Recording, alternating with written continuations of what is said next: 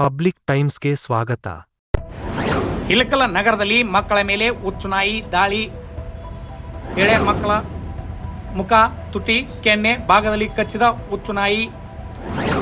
ಗಂಭೀರ ಗಾಯಗೊಂಡ ಮಕ್ಕಳು ಆಸ್ಪತ್ರೆಗೆ ದಾಖಲು, ಚಿಕಿತ್ಸೆ. ಹುಚ್ಚುನಾಯಿ ದಾಳಿಗೆ ಒಳಗಾಗಿ ನೆರಳಾಡುತ್ತಿರುವ ಮಕ್ಕಳು. ಇಳಕಲ್ಲ ನಗರದ ಗೌಳ್ಯರಗುಡಿ ಜೂನಿಯರ್ ಕಾಲೇಜು, ಶರಣ ಬಸವೇಶ್ವರ ದೇವಸ್ಥಾನ ಹತ್ತಿರ ಮಕ್ಕಳು, ಮಹಿಳೆಯರಿಗೂ ಕಚ್ಚಿದ ಹುಚ್ಚುನಾಯಿ. ಹುಚ್ಚು ನಾಯಿಯನ್ನು ಹಿಡಿಯುವ ಕಾರ್ಯಾಚರಣೆ ನಡೆಸಿದ ನಗರಸಭೆ ಸಿಬ್ಬಂದಿ. ಹೌದು, ಬಾಗಲಕೋಟೆ ಜಿಲ್ಲೆಯ ಇಳಕಲ್ಲ ನಗರದಲ್ಲಿ ದೊಡ್ಡ ಅನಾಹುತವೊಂದು ಸೋಮವಾರದಂದು ನಡೆದಿದೆ. ಹುಚ್ಚು ಹಿಡಿದಿರುವ ನಾಯಿಯೊಂದು ನಗರದ ತುಂಬೆಲ್ಲ ಸಂಚರಿಸಿ ಮಕ್ಕಳಿಗೆ, ಮಹಿಳೆಯರಿಗೆ, ಹಿರಿಯರಿಗೆ ಸಿಕ್ಕ ಕಡೆಯೆಲ್ಲ ಕಚ್ಚಿ 10ಕ್ಕೂ ಹೆಚ್ಚು ಜನರು ಗಂಭೀರ ಗಾಯಗೊಂಡಿದ್ದಾರೆ.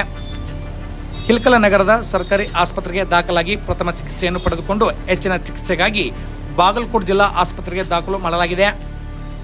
ಈ ಸುದ್ದಿ ತಿಳಿದ ನಗರಸಭೆ ಸಿಬ್ಬಂದಿ ವರ್ಗದವರು ಹುಚ್ಚು ನಾಯಿಯನ್ನು ಸೆರೆ ಹಿಡಿಯುವ ತೀವ್ರ ಕಾರ್ಯಾಚರಣೆಯನ್ನು ನಡೆಸಿದ್ದಾರೆ.